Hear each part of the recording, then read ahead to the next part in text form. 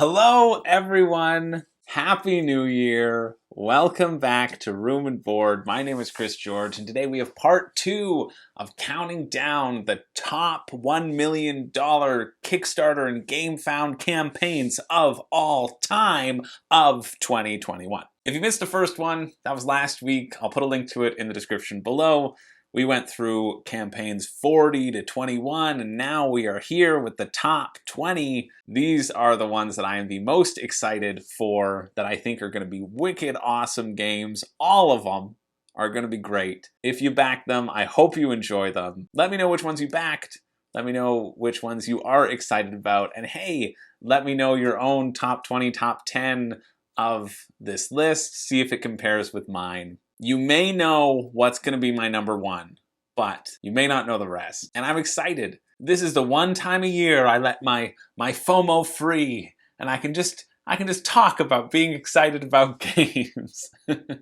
I guess I should say, if you missed the first iteration of this, I'm going to try to focus on not the campaign itself, but about the games, about if I think the games are going to be good, how excited I am for the games, all of that sort of stuff, rather than focusing on specific instances in campaigns that, felt disingenuous to me.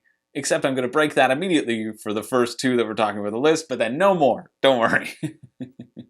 But my ranking system, the ranking specifically, is about how excited I am about the gameplay experience and not necessarily all the other stuff surrounding it. Although I do love a good deal, so that might creep into my reasoning. I don't know. I can't promise anything, but I can promise that I'm going to have a good time and I hope you do as well.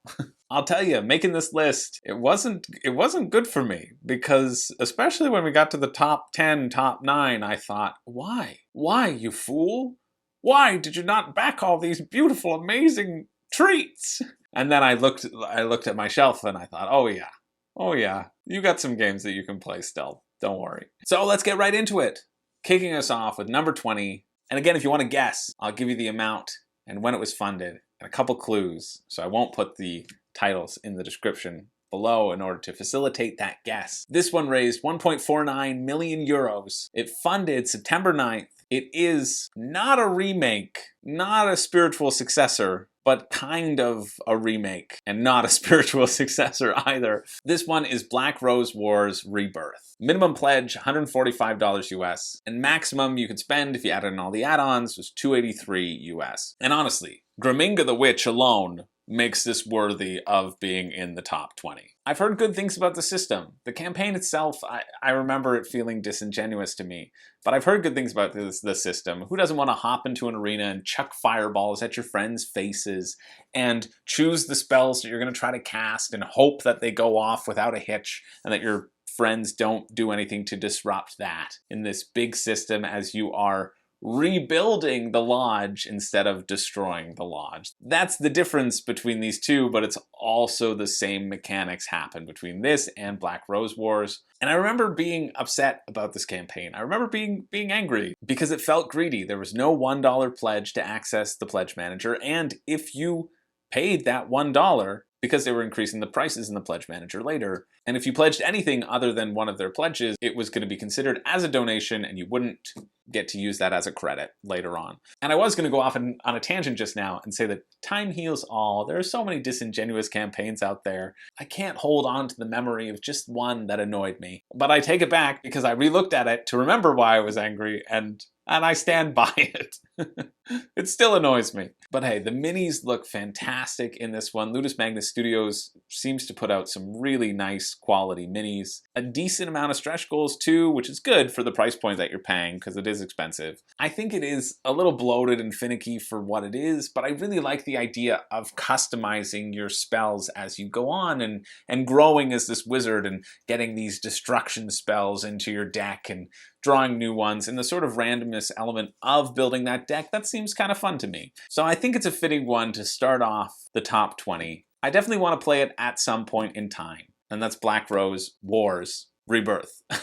Moving along, number 19. This one just creeps over the line. It was a GameFound campaign. It raised 912 million, yeah, that would just creep over the line. It raised 912,000 euros, which makes it about $1,029,000 for US dollars. Funded on August 24th. Speaking about campaigns that felt cash grabby, we have Masters of the Universe, Fields of Eternia. This is the one by Archon Studios. This is the one that you can only get if you're in the EU in specific countries due to licensing issues as well. Minimum pledge was $112 US. Maximum pledge was $202 US.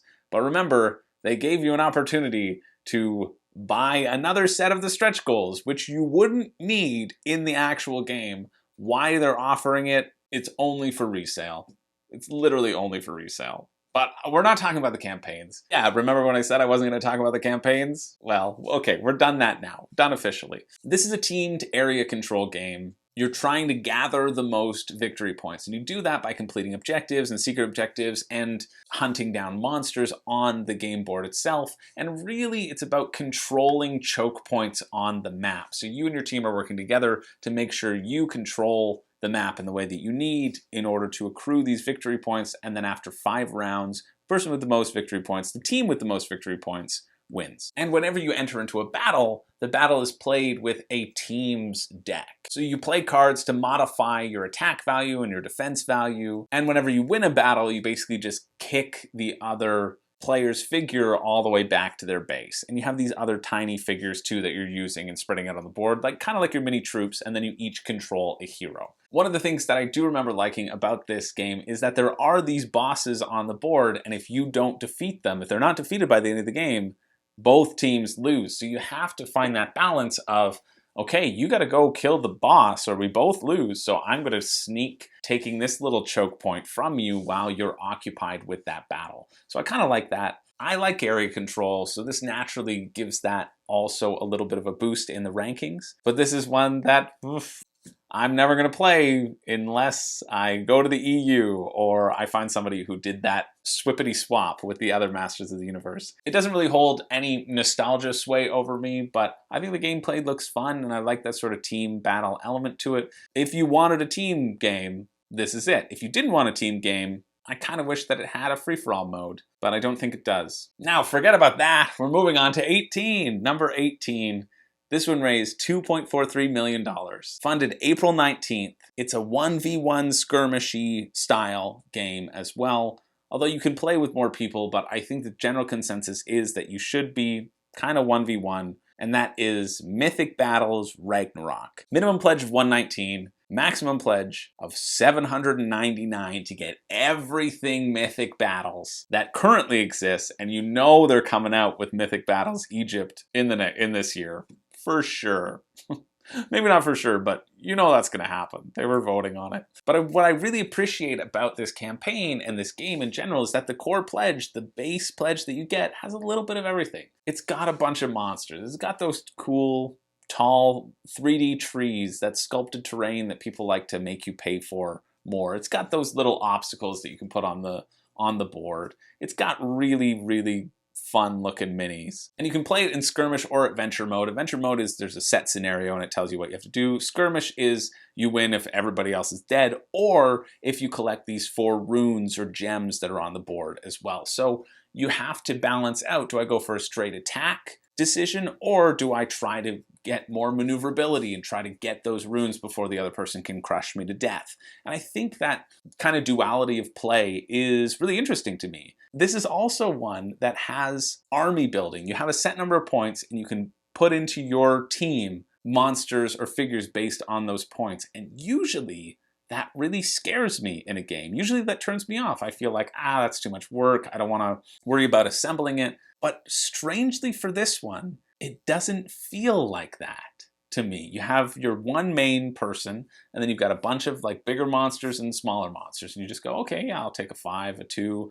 And they all feel comparable and simple enough that I don't feel like I would be penalized for just picking them randomly. Because I feel like the balance looks nice on all of them. It feels really accessible in this genre, and that's really exciting for me. That gets me on board with the whole Mythic Battles system because of this. Yeah, just randomize. You can even randomize them. Take whichever ones you want. That's what really struck me about this campaign, is that it feels really accessible when I started looking into it in a way that a lot of these large miniature heavy games don't feel that accessible as well. And this one does. So maybe I'm wrong. If you've played it, let me know how difficult it was to pick it up, but it seems really easy to pick up. Even an idiot like me might be able to understand it. So it's in the top 20, 18th. Now next up, it is the most funded board game of last year. Raised 6.84 million euros. Funded on June 11th.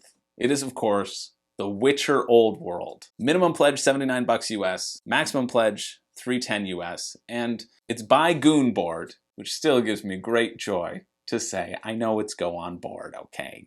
Cut me a break. It's a new year. Now that $79 pledge, honestly, in retrospect, after going through this list, feels like an okay deal. I'm a little sad late pledges are closed. Not really, because what really attracted me to the game was the deluxe pledge and all the cool minis, until I realized that it was the cool minis that were drawing my excitement and not necessarily the game, where you just run around the board. Well, you don't just run around the board, but you run around the board and you level up your stats and you fight monsters and you try to take them down, and you want to be the first person to kill 5 monsters or get 5 points or something like that. I think it's dependent on the monsters, or it's dependent on fighting, whatever. But yeah, in retrospect, that base pledge seems like an okay deal, although arguably a lot of their stretch goals were to fix critiques that they had received from reviewers, and probably should have been included just in the base game for everybody instead of as an extra expansion that almost certainly is needed. But I think this one would be a good time. I worry about longevity on this one because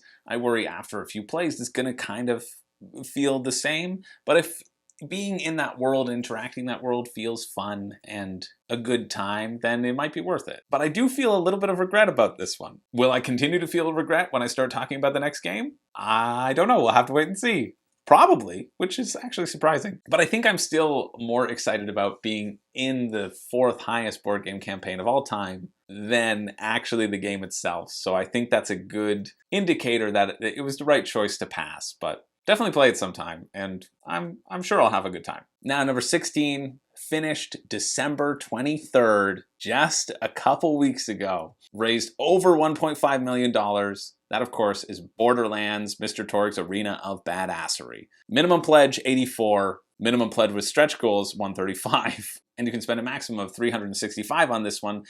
This one was close. Honestly, if the stretch goals had been included with that $84 pledge, I think I would have pulled the trigger on it.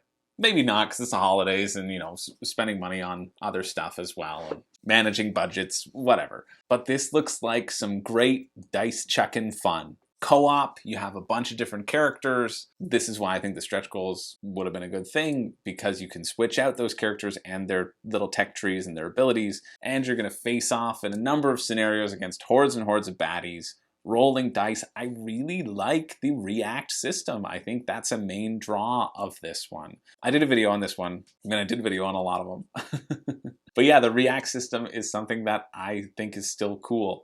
Using a more powerful dice depending on the action that you take, or depending on the token that you're able to use. And then if you get hit, your tokens scale down, and so you're wounded, so you can't use those powerful dice anymore. You got to use worse dice. This one looks like a lot of fun. I hope, to everyone who ended up getting it, I hope you enjoyed immensely. Very similar to Zombicide. Yeah, I can get on board. Let's move right ahead to another fun dice chucking game. This raised 2.12 million, finished November 15th. It is my 15th, and it is Marvel Dice Throne. Minimum $84 pledge, maximum $329. That's if you get every single playmat for every single character, which you do not need because you have the cardboard board in the little thing you take out. Basically, it's Yahtzee with superpowers. It's King of Tokyo, but a head-to-head dueling version of it. And this system was one I had heard about, but one that I hadn't really investigated until looking into the campaign, obviously to make my 5 reasons you shouldn't back video for it. And the system seems fun. It seems super quick. You want to face off against someone and roll dice and see who wins? Just go for it. Quick games, lots of positives to this one. Nice storage system. The campaign itself, you're not getting like a heap of stretch goals, but it seemed like you were going to be getting a deal versus if you got it at retail later, even at the sort of reduced price that retail happens, and including the shipping, because it was a very nice shipping deal as well. Really enjoyed that campaign. Really thrilled that they did so well. And I'm definitely going to pick up a 2-person thing of Dice Throne at some point in time. I mean, why not? Throw some dice against each other. I think it's fine. And I think it'd be fun. And if you want to bring people into the hobby, that one seems like a fun one as well. Yeah, I really like Dice Throne. And this was surprising because I'd heard a lot about Dice Throne and I hadn't looked into it. And I was just like, Dice Throne? What kind of name is that? I don't know. I don't have a good joke for it. But this one was an incredibly pleasant surprise and seems cool. Now, remember when I said The Witcher was our most funded board game on this list? That was true, but my number 14 is actually the most funded project on this list. See how I got away with that? This finished September 2nd. It is an RPG. It is, of course, the Avatar RPG. Not that Avatar. There we go.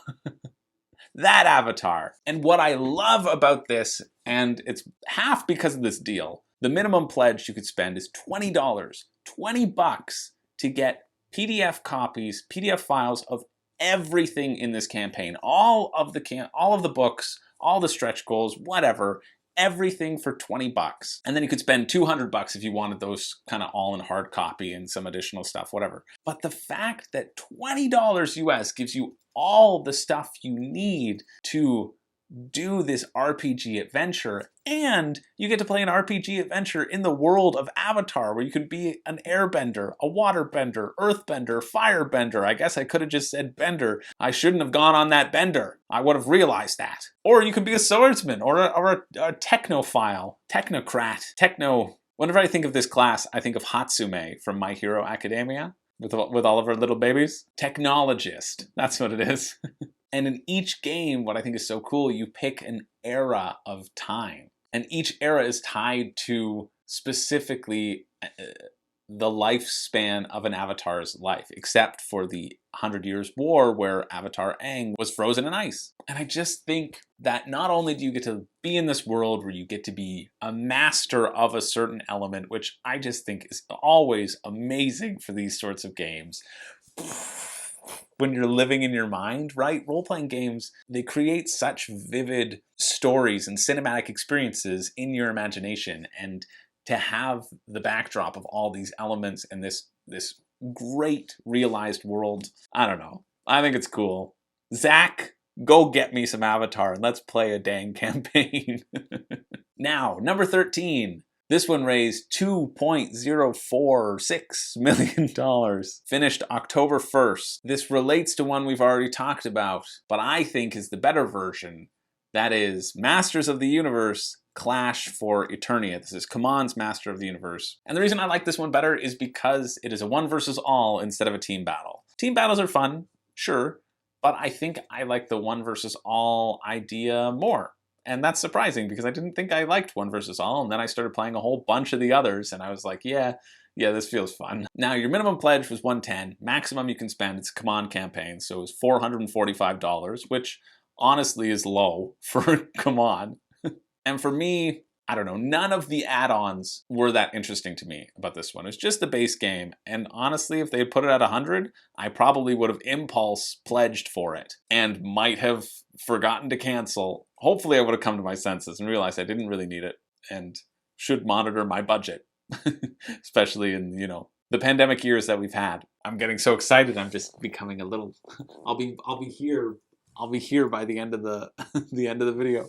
But I really like this one because there's a neat ebb and flow of the battle. Each character on the all side is going to have their own special abilities, but whenever they use those special abilities, they give points to the controller, who's the one person controlling all the bad people, and then they can use those saved up points to unleash their own special abilities. So there's a nice give and take of when I do something, you get something, and trying to balance that out and achieve your various goals depending on the scenario seems exciting to me. Like I said, all the add-ons for this one, I didn't really care about. 3D terrain, no. I can't be bothered with 3D terrain because it's just more boxes on my shelf and more setup time, whereas I would like to just play the game. The Big Castle Grayskull expansion that has gameplay implications, yeah, it's just because your figures stand on it. There are like a few spots that they can maneuver on it. But hey, you know what? It's a big fun toy that lots of people are going to enjoy. So this one seems fun. The sculpts seem fun, but it is the gameplay itself that draws me into this one. That's why it's my number 13. Moving along, number 12, this one raised $3.39 million.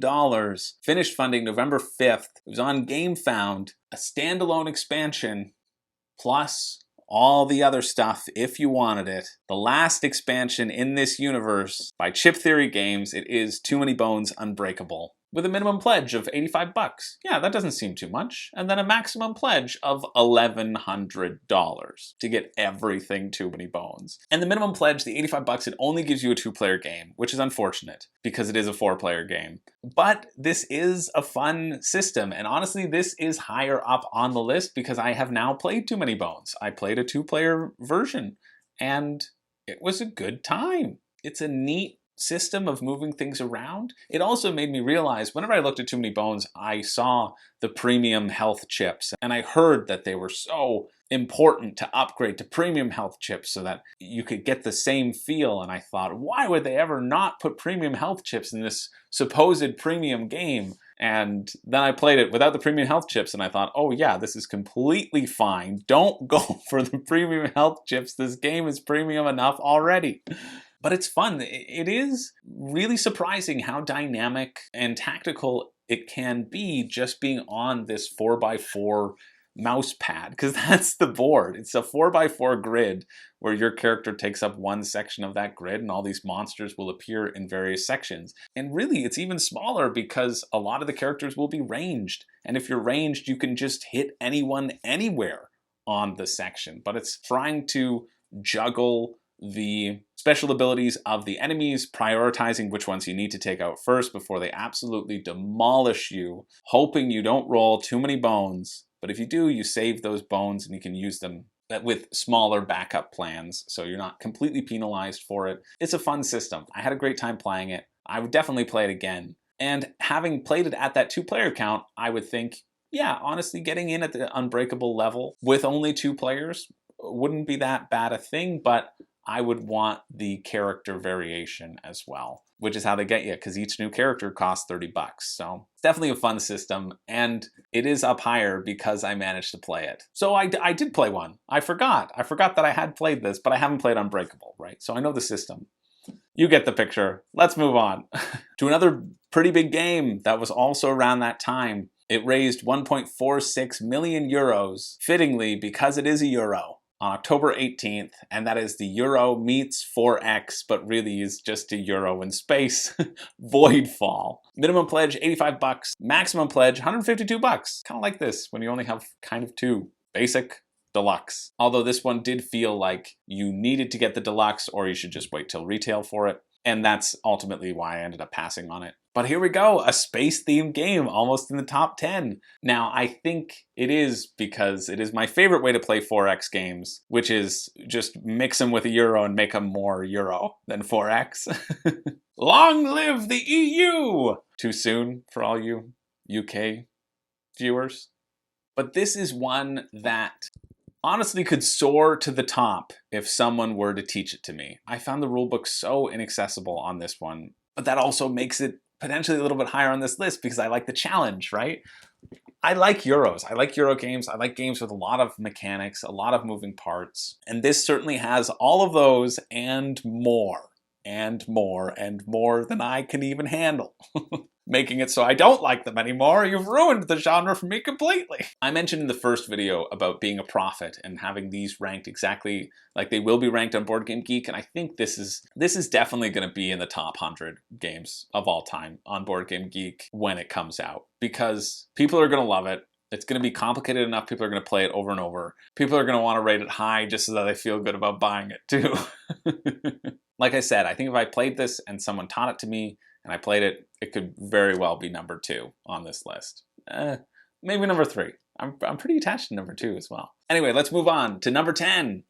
This one raised 1.01 million pounds. June 24th. This is the last existing game, the last one of these on this list. You can get this base game in retail as well, and that's probably why it is so high, because yeah, this one's on my short list of games to purchase, and that is the Isle of Cats. Don't forget the kitties. This raised 1.01 million pounds. Its minimum pledge was $56, and that was to get all the expansion content. Or you could spend $237 US on a very simple polyomino game, which just seems outrageous to me, and yet people like spending money, so what do I know? But the base game is offered here, just its own, with a couple expansions, and that's what really drew me into this campaign and made me consider it. I eventually passed because I'll just wait for it to get back in stock in a local game store and then probably pick it up at some point, or try it and then probably pick it up after I try it, because I haven't, rather than spending all that money up front. But I like this concept. I like you're going to be drafting these kitties, you're putting them on the boat, and you're trying to get them all to safety before they get all murdered, I think, by an evil doctor who's basically Cruella de Vil, but with cats. My one issue with this game is I'm not sure why there are walls on the boat when your cat pieces can just go through them. I mean, they're not mice. They can't fit through tiny crevices. They kind of can. And even though my favorite cat in the world has fitted to a number of weird places, I have yet to see Kitty put half of himself through a wall. But anyway, I like the simplicity. I like the simplicity of this game. I think it's been tried and true. Lots of people like it. I am feeling the fan fervor on this one. And realistically, because the Kickstarter I really don't think is that good a deal, and the stretch goals and like what you get doesn't balance out for the shipping, maybe this should have been lower, but again, too late now. The list is here. It's here to stay. I did swap this from number 9 down to number 10 as I was doing the final tweaks on the list before filming, so at least we have that. At least we have Cat. I'll understand if you leave now. But forget about cute cats. This next game has even cuter creatures. Raised $2.097 million, $2.1 million on September 2nd with the cutest little dragon creatures out there, and that is, of course, Flamecraft. Minimum pledge, your retail copy, your retail version was $39, or the deluxe pledge was $79. That's the max you could have spent on this campaign. Well, then you could have added in as many dragon plushies as you wanted to, but this was a fun campaign. This campaign also blew me away, and I love when games do this. I love how involved they got people throughout the course of this. They had stretch goals for helping out content creators that had made videos for them. They had riddles that you had to solve, and if you did, then you got extra stuff. You got these extra stretch goals that were locked behind the riddles. They came out with these dragon plushies that were such a smash hit. And on top of that, the gameplay itself looks really, really good. This is one where I am definitely targeting for retail. This isn't one that you would have just purchased a retail copy. Because of the shipping factor, you can just get it from your game store for less, with no difference, because none of the stretch goals were exclusive, but this looks fun. It's a dragon placement game, worker placement. You put your dragon in a shop, they get a bunch of stuff, or you can permanently put them in that shop to activate like a one-time bonus, whatever. Theme is so cute. I almost regret not getting it, because when I was preparing for this video, I showed my girlfriend, I was like, hey, would you play this? This one looks pretty fun. She's like, oh yeah, that does look pretty fun. So I somewhat regret not getting that beautiful deluxe pieces, but I'm okay with my decision, because retail is always fine with old, poor, non-money bags over here. But yeah, this was a fun one. This is a game that just thinking about makes me smile, and that is a wonderful thing, and that is the type of game that you're going to get off your shelf. Now this next one is kind of a cheat. It's not a cheat because the currency conversion has shifted now, but it did make over $1 million US, I'm fairly certain. Raised 859,000 euros, funded July 15th. Even if it didn't break the threshold, it's close enough that I'm going to talk about it because it looks really fun. That is Scarface 1920. Great theme, just a great theme. I love the Mafia theme. Not enough games have that mobster theme. I really want to play that Eric Lang Godfather game. Oh, well, I got my eyes peeled for it on the secondhand market. I've seen it a couple times. But there are not enough solid games out there with a mafia theme. There sure are. There only needs to be Pablo one. excluded. Yeah, that's Obviously. right. You better talk That is way. the most solid game, and people should stop making don't suck mafia up to me, wise games guy. that don't have Pablo in them. I got your number, pal. So it was minimum $112 pledge, maximum $237 US, and it is expensive. It's expensive for a first-time creator, but the bones of it look really solid. And you do get game trays with there to help you set up, and that always adds a little extra cost. And you get all these minis that really don't matter because it's kind of a worker placement or area control. It's not worker placement, it's area control, and you've got a deck. But I remember really, really latching on and enjoying the time mechanic of it, which is the time marker moves and the end of the game becomes more and more imminent when someone gets through their whole deck of cards. So I like the concept that you can potentially push the time or try to make more actions with your cards and slow the time down. I find in those games, I always opt for the slow the time down option, which is never the right thing to do. And that's why I'm so abysmal at Great Western Trail, because I just hop along one at a time, seeing the sights, while other people are smart and only go to the places that they need to go or take the actions that they need to do. This game looks really cool. It really does. The production value behind it looks really cool, and that is part of that higher price point as well. So while I didn't go for it, I was really on the fence, and it seems like I'm still kind of on the fence about it. This one looks like a fun one. This one makes me smile. I'm happy it did so well. And it's my number 8. Now, moving along, number 7. This is one that I thought I would be backing, and I didn't, but it's still great. Raised 1.67 million euros, funded on November 11th, our second last Game Found campaign on the list, and that is the spiritual successor, Lords of Ragnarok. Minimum pledge 112, maximum 300. Well, this is here because even though I didn't get it, I only didn't get it because I have Lords of Hellas, and I didn't see that much of a difference to make a difference for me to warrant spending all that additional money when I have a perfectly good copy of Lords of Hellas that I am very capable at losing at frequently and have not figured out the strategy for. So I don't need to get another version that I can lose at even worse, I guess. But if you don't have Lords of Hellas, Lords of Ragnarok looks great. It really does. Lords of Hellas is a fun game. I like it a lot. I like area control. I think I'm realizing I like area control. It just kind of skews that way for me. I think all of the updates that they did do to the Lords of Hellas design seem like great updates. They really do. Do I want them? Sure. But I don't need them, so I didn't get them. But it's still pretty high up here. It looks fun. The minis look great. They're not quite the style that I wanted or was hoping for. Maybe I don't like that cyberpunk style. You know, that infamous cyberpunk Norse theme that everyone keeps talking about. They seem a little too boxy for me, or they seem very similar to the ISS Vanguard minis in that style. And I think I was hoping for, I don't know, I guess a little bit more curves. I'm a curvy girl, so. But I don't think you can go wrong with this one. It's a fun game. It looks fun. And I hope for those of you who did get it, I hope you enjoyed immensely. Now, number 6. This is a cool one. I don't believe many of you will guess this. I certainly didn't know it even existed until I was looking at this list as well, but it seems great. It's a Euro game. It raised 1.09 million euros, funded all the way back January 26th, almost a year ago. And it is Darwin's Journey. Minimum pledge, 45 euros, 50 bucks US. Maximum pledge, the deluxe pledge, 78 bucks US. And it's a worker placement where players recall Darwin's adventures through the Galapagos Island, which contributed to the theory of evolution. But it's kind of neat. There are these 2 different tracks. They kind of pitch it as this worker progression system, which is neat to me, that each worker needs to do a certain amount of things before they can take additional actions. So your actions kind of snowball and you create these combos and combos.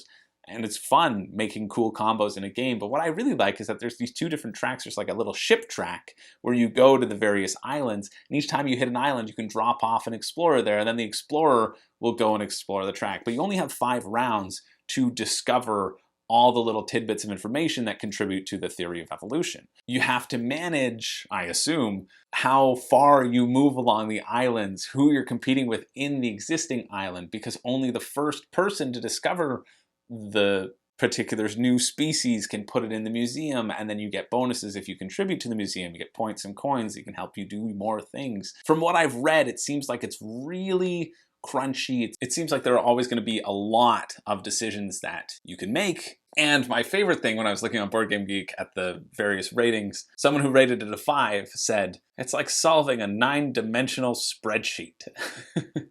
And that draws me in. So the abundance of options, having to parse through that, and the sort of relatively lower price point compared to everything we see on Kickstarter and GameFound makes me excited. This one makes me excited in a sense of discovering something new. And it's thrilling that something like this resonated with so many people and made over $1 million, which is a lot of money. Think about all the money that has been raised over on Kickstarter this past year, just with these 40 campaigns alone. So we've made it to our top 5. Still with me? I know. I'm excited. I'm happy to talk about all this sort of stuff. I don't quite know what to highlight because I have done videos on a lot of these things, but I want to cover, a basic of what the game's about in case you missed them all.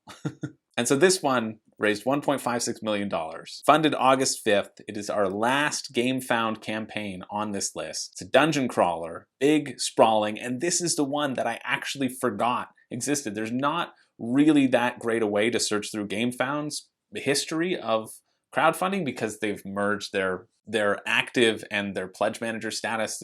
I wish it was better. Doesn't matter. What I think is great is this. Barbiedolls of Dumbledore.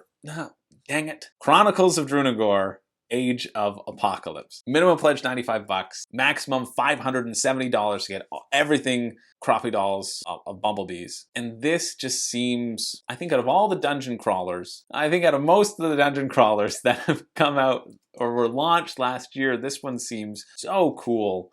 The minis are neat. I love the spreading darkness system. That's innovative. I love that every time you're going to enter into a new room, you actually pull out the door and you flip it open and you see what you have to set up. This game looks cool. You're going to go on an epic adventure. You're going to fight off hordes of monsters. You're going to level up your characters as you progress through this campaign and unlock more skills and better abilities. Quintessential dungeon crawling, but it seems like such a solid entry into the dungeon crawling, and everybody who has been receiving their copies of the first Chronicles of Drunagor, which I finally managed to stop saying Chronicles of Druganor. They seem to be responding really well to it, and it looks like it's a lot of fun. It was definitely one that I had to struggle against to not jump in and not back, but I was too scared of the table space it would have taken up.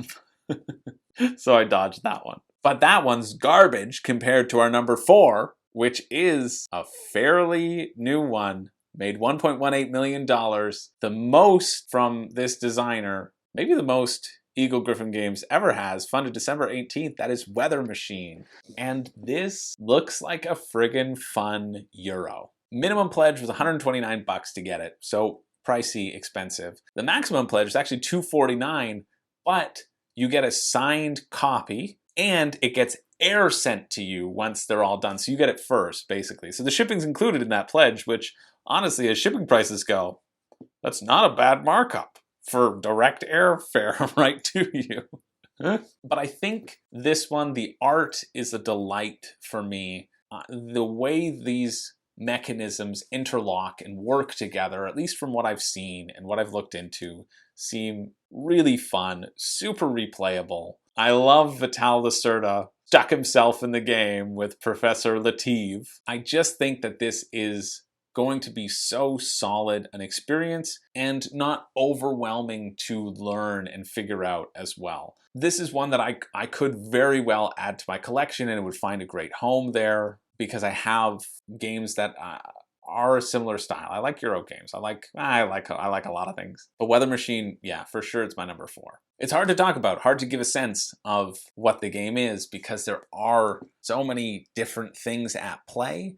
But just think you're trying to fix the weather. You need to continually research better and better methods of fixing it while your idiot Professor Latif goes on and makes more havoc. So you need to get these breakthroughs and get materials to create better machines and just get the most points. But enough about that. We're on to number 3. Our number 3, a pretty cool looking game, raised 3.31 million, finished March the 10th. By this time, maybe you have a sense of what's coming up. I'm curious. This is the last Come On game on the list. And yes, it is Come On Zombicide, Undead or Alive. Minimum $100 pledge, maximum $240 pledge, which again is pretty good for Zombicide. There must have been so many additional add-ons. So when I took the minimum and maximum, I just took the side. I didn't go through and add on all the, terrain packs that you can always throw into these sorts of things. And honestly, it's Zombicide. My friend Zach, he's got a lot of Zombicide. He has Black Plague, Green Horde,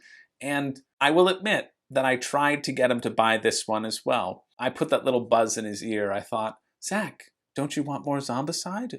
It would be such a lovely addition. You love Zombicide. I also have the Zombicide Prison Outbreak. I've got a lot of Zombicide opportunities to play because it's a fun system. And this one looks fun because, yeah, it's the Wild West. You got a little train that runs through town and you can run over zombies with. Come on. How could it get better than that? Oh, I'll tell you, by having a high ground and you can be standing on the top of a building shooting down. The theme, I feel, just works so well. Certainly better than the end of season 5 of Fear the Walking Dead, where they're in that little western town. The thing about this one, the different classes don't necessarily blow me away. I wish that they kind of felt a bit different than they do, but then again, it's Zombicide and the characters have always felt the same, but not. What matters is the loot that you get and how well you're able to withstand the horde. If I didn't have Zombicide copies readily available to me, I would definitely have been interested in jumping in on this, but maybe I would have regretted it because Marvel Zombies is going to be such a smash hit that I already have to write my 5 reasons you shouldn't back in preparation for it. Reaching 1 million, I don't know, within 10 minutes? Okay, not that quickly. But yeah, that's my number 3. I think this one is cool. 2 left. You probably can guess my number 1 if you've been watching the channel for a while. So this might be the only unknown, if you remember it. It raised $1.54 million. July 2nd is when it finished funding by Mythic Games, Six Siege, the board game. And man, oh man, does this game look cool. I can finally say it. I'm not in the 5 reasons you shouldn't back. I can voice my opinion. Oh, it looks cool. Minimum pledge was $69 US. Maximum was $269. And honestly, after going through this whole list, that feels like an all right deal. What made me pass was the shipping, right? The stretch goals themselves weren't significant enough to me to warrant paying for the shipping, but this is one that I've got my eyes on when it comes to retail. It just looks awesome. It's asymmetrical sides, real-time elements to it. You only have a certain amount of time to decide and move your people as they go through the map, trying to either take down the terrorists. It's a simulation. You're both Rainbow Six operatives. One are playing the attackers, one are playing the defenders. You take down the defenders or whatever objective is set up, either a bomb defusal objective, take out everybody objective. Each character has their own little tweak to it that you have to keep track of because it's real time as well. And you have to keep track of what sort of devices they've set up, or if they're behind a wall and they can sense where you are and shoot at you through the wall. There are so many possibilities to this game, and it looks friggin' awesome. If they had thrown in anything additional for the stretch goals, if it was like an extra map pack or a bunch new characters, I would have pledged for this for sure. But instead, the stretch goals were just acrylic standees of stuff. And I thought, meh, I don't need to pay the extra like $50 just for that. But this game looks fun. And I don't even play a lot of 1 versus 1, but I would want to get this because it does look so cool. I love that chess clock aspect to it. And I think you need that in this game to put the pressure on the other person and put the decision making on the other person. And I guess that's an interesting question, is if it needs that time element, is it a great strategic game? I still think so, because it's by design that you have a limited amount of time, hopefully, to process this stuff. Games with time elements in them, like Magic Maze, for example, that's the game. It's fighting against the clock and being the most efficient with your actions in the time provided. And I think to capture the essence of the video game, I think it's really cool. Anyway, enough about Six Siege. I think it looks great. But the game that I think looks the friggin' best out of the past year raised $1.35 million, funded on August 31st, and it's not just because I paid them off to rig the Board Game Geek contest in my favor and I won a copy. I am so ridiculously excited for this game. It is Iridia. Hands down. I was like, okay, Myth wins 40, Iridia's number 1, and we'll fill in between. This game just looks exceptional. Minimum pledge is $165. Maximum pledge, $225. It is expensive. Only Primal has a lower minimum pledge with $168. This is the second most expensive game on this list, but it looks incredible. My expectations for this game are so high. It is a dungeon crawler, but you're going to be exploring this whole world. It kind of looks like Legend of Zelda in a board game form, because the combat system is you're going to be targeting specific areas of the monsters, but you only target them based upon the attack pattern of your weapon. And then those monsters, they'll roll different dice and they'll attack specific parts of you. And if you have a buckler or boots on, then you can absorb some of that damage and you have the defense for it. But if you don't, then you'll take full damage to that part of your body. It just seems like such an ambitious, incredible project. Oh man, am I excited to get a copy of. It looks gorgeous. The art is fantastic. They have these triple layer boards that you pull out to make setup easy. They've considered the setup. I am so hyped for this game. Everything about it, as I scrolled through the campaign, I thought, oh, that's cool. Like every single thing. The role-playing points. You get role-playing points when you're playing with people, so they'll take on the role of other people and you have to ask them questions and see what they say, and then they get points that they can use to mitigate their dice later on. It just looks incredible, and I am so excited to get it whenever it comes and to play it. And yeah. If there was one game that I could have gotten out of the past year, it would have been Iridia, and I'm so excited that I would get it. Yeah. It's hard to talk about, for me at least, because it is so expensive, right? Because I'm always trying to be aware of budget and of being more budget conscious and not trying to hype things too much and be part of that sort of hype machine that this sort of YouTube media tends to skew towards. But you know what? This is a video about excitement, so I will be excited about it. I'm not going to rate it in. There, of course, are alternatives. There, of course, are things you could get and play that are cheaper, and you don't need to go out and get this just because I'm raving about how excited I am. But I think if you're going to make a luxury purchase from the past year, for me, this would be that. Anyway, that brings our total for this half, the minimum amount of spending that you would have spent on it. If you got the minimum pledge of everything, you would have spent $1,736 US, or if you got the maximum pledge, you would have spent $6,669, exactly 1,000 more. Thanks, Too Many Bones. Well, that was 1,100 actually. So, but I thought it would be neat to calculate the total amount of money that you would have spent if you purchased all 40 games on this list at their minimum pledge level so that you get your stuff. You would have spent $3,309 before shipping. That is a insane amount, but not as insane as the maximum, which is $12,338. If you're a completionist and love that all-in pledge, that's a down payment on a house somewhere. I think you need 20,000 for that. In Canadian dollars, it's almost $16,000. That's more than I make in a year. Pretty much. Board games are a big business, or maybe board game manufacturing is a big business because the margins are still so low for board games and for publishers. I wonder what the manufacturer's cut ends up being. Be interesting to know. In any case, those are the 41 million plus Kickstarter campaigns. We made it through it. Thanks so much for hanging out. Really, I really appreciate it. I had a great time making this list. I had a great time talking about it. Write down in the comments below. Let me know what you think of the list.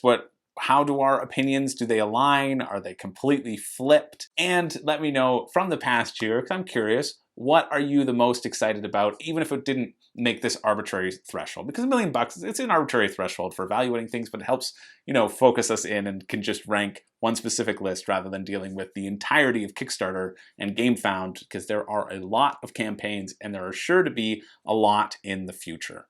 That's it. Please let me know. I'm excited to hear from you. I'm excited to see your rankings and your lists. And if there's anything coming up this year, what do you think is going to be the top campaign that you know of that's been announced? I mean, Marvel Zombicide has got to be in the top 5 crowdfunding campaigns of next year. I'm calling that right now. Top 5 most funded. I don't know if it'll be in my top 5, but judging by Undead or Alive, well, there's a possibility. I don't know if I want to be a zombie. I do that every morning when I wake up for 3 hours until I become one with the world, so I don't need that in my playtime. Anyway, this video has gone on for long enough. Thanks so much for hanging out, sticking around. Happy New Year to everyone.